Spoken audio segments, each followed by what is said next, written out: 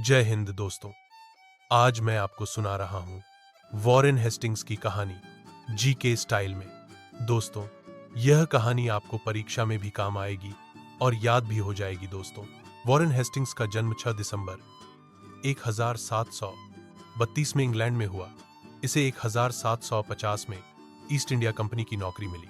Warren Hastings ने company में clerk लेखाकार की नौकरी से शुरुआत की थी और यह बंगाल आया और धीरे धीरे कंपनी की राजनीति में मजबूत हुआ। 1764 में बक्सर की लड़ाई के बाद अंग्रेजों की स्थिति मजबूत हुई। इधर हेस्टिंग्स ने जल्दी ही कंपनी का भरोसा जीत लिया। उधर 1773 का रेगुलेटिंग एक्ट पास हुआ। इसके तहत बंगाल के गवर्नर को नया पद मिला, governor general of Bengal. Warren Hastings पहला गवर्नर जनरल ऑफ बंगाल बना। इसका शासन 1773 से 1785 तक था। वॉरेन हेस्टिंग्स को भारत का पहला गवर्नर जनरल कहा जाता है। इसने भारत में न्यायिक सुधार किए।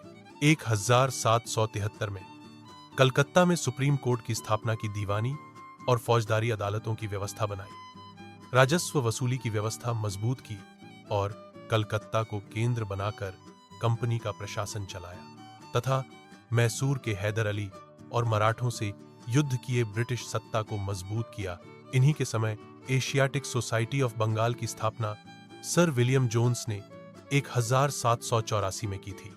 हेस्टिंग्स पर भ्रष्टाचार के आरोप लगे और उन्हें 1785 में भारत से इंग्लैंड वापस बुला लिया गया तथा उन पर महाभियोग चला जो 7 साल तक चला।